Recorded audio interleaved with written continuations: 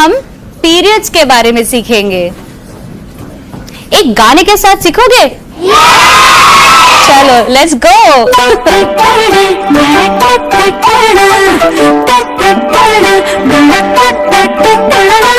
Periods का मतलब healthy है आप, पीरियड्स का मतलब हेल्दी है आप।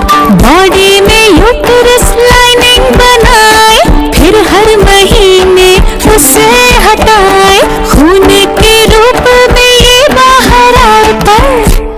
डरने की नहीं ये कोई भी बात, पीरियड्स का मतलब हेल्दी है आप।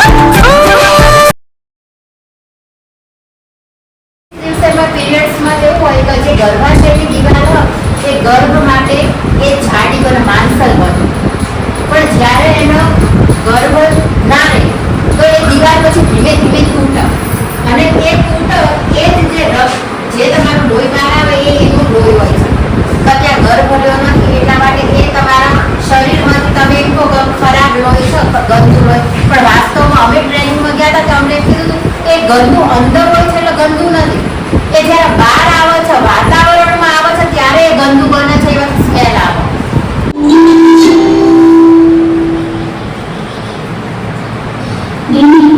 जैसे मुझे पीरियड्स के बारे में पता चला है, लेकिन यही सोचती रहती हूँ कि पहली बार पीरियड्स है तो क्या करना चाहिए।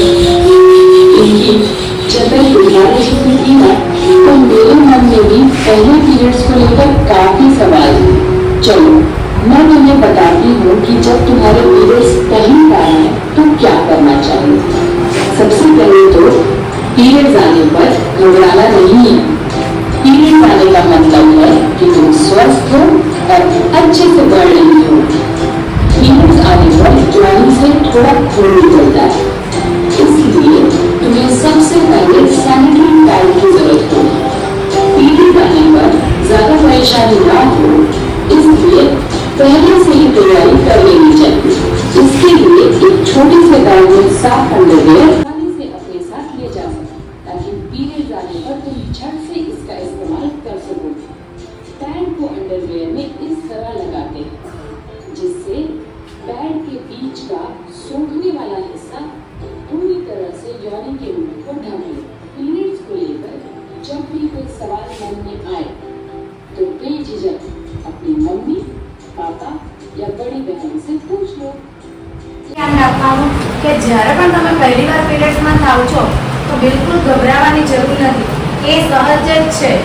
એક તમે પીરિયડ્સમાં થાવ છો એટલે એનો મતલબ કે તમે તંદુરસ્ત છો, અને પીરિયડ્સમાં થવાની સાથે તમને કમરનો દુખાવો કે અહીંયા પેટના નીચેના ભાગમાં દુખવું એ સામાન્ય છે, એનાથી ગભરાવાની કોઈ જરૂર નથી. અને એ ટાઈમમાં તમારે પેડનો બની શકે તો આ સેનિટરી પેડનો જ તમારે ઉપયોગ કરવાનો છે. કોઈ ગંદા કાપડનો કે એનો ઉપયોગ નહીં કરવાનો, એના કારણે કપડું બરાબર ધોયું ના હોય કે બરાબર સૂકવું ના હોય, તમે વાપરો તો તમને ઘણા બધા રોગ કે બીમારી થઈ શકે છે. એટલે બહુ સાવચેતી રાખવાની. તમે પીરિયડ્સમાં થઈ જાઓ છો તો પણ બેગમાં એક આ પેડ તો ઓલવેઝ રાખવાનું, તમે ગમે ત્યાં જાઓ છો અને તારીખ જે તારીખમાં તમે ખાઓ છો એ તારીખ પણ તમારે યાદ રાખવાની કે હું આ તારીખની આસપાસ ખાઉં છું, તો એ ટાઈમમાં તમે બહાર જાઓ છો તો ખાસ આ સાથે લઈ જવાનું ભૂલવાનું નહીં. અને પીરિયડ્સમાં થયા પછી બીજું શું ધ્યાન રાખવાનું છે કે હવે તમારે ગુડ ટચ બેડ ટચ સમજવાનું છે. તમને કોઈ આમ માથે તો એ આશીર્વાદ છે કે કોઈ તને આમ કરે છે કે તમારા પ્રાઇવેટ પાર્ટ છે કે જે આ અને પાછળ આટલા પ્રાઇવેટ પાર્ટ કહેવાય. કયા કયા પ્રાઇવેટ પાર્ટ? પ્રાઇવેટ પાર્ટ છે. તો આ જગ્યાએ તમારે છે ને કોઈ પણ વ્યક્તિને ટચ નથી કરવા દેવાનું. અહીંયા આપણા પપ્પા કે ભાઈ પણ આપણને ટચ ના કરી શકે, આપણી મમ્મી આપણને જે શીખવે આપણે સમજવાનું છે. પછી તમારે એવું નથી કે હું ત્રીજા ધોરણમાં છું એટલે મારે અંદરની ઇનર ન પહેરવી જોઈએ.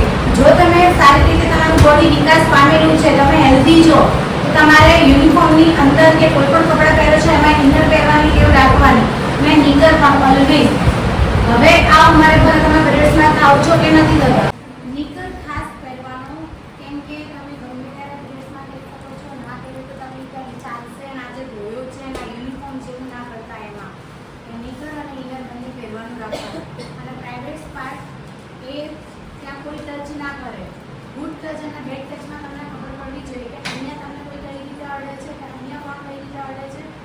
તમારે ધ્યાન રાખવાનું છે, બરાબર?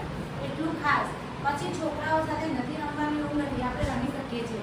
પણ હવે એક સમય આપણો એવો આવી ગયો છે કે આપણે અમુક ડિસ્ટન્સ, અમુક સમજવું પડે કે ક્યારે રમવું ક્યારે ના રમવું.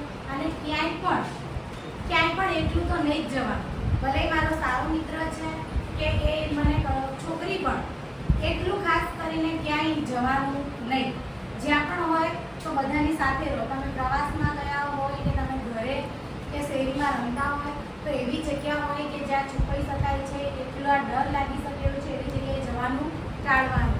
અને ક્યારે બની શકે છે કે તમે કોઈ વાર સ્કૂલથી ઘરે જતા કે રસ્તો એવો છે કે ચલો જૂની સેટાની સુધી તમે એક કામ છે નીકળ્યા છો, રસ્તામાં કોઈ નથી અને કોઈ વ્યક્તિ તમારી સાથે કંઈ પણ ખરાબ કરવાનો પ્રયત્ન કરે છે, તો ત્યારે જરાય પણ ગભરાયા વગર પહેલાં તો ગભરાઈ જ નહીં જવાનું. જે વ્યક્તિ તમને પકડે છે તો ત્યાંથી છૂટીને ભીડવાળી જગ્યા ઉપર જવાનો પ્રયત્ન કરો. બની શકે તો માટી છે એની આંખમાં તમે લઈ નાખી શકો છો.